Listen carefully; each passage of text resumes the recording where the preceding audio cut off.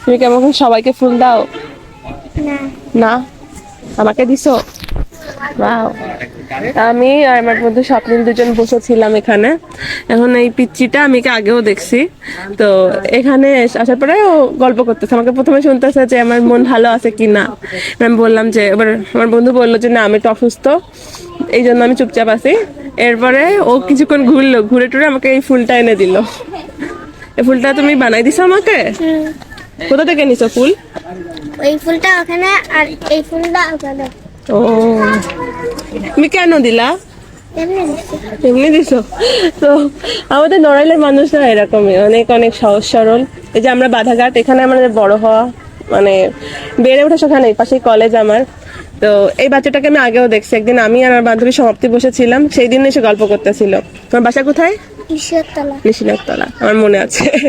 ও class 2-তে পড়তো তখন, এখন 3-তে উঠে গেছে। তো এই আর কি, মানুষ মানে ছোট বাচ্চারা এগুলো বুঝে না, আমাদের মতো কমপ্লিসিটি বুঝে না, তারা সিম্পলি জিনিসগুলোকে হ্যান্ডেল করে। So thanks for the flower, thank you, ধন্যবাদ।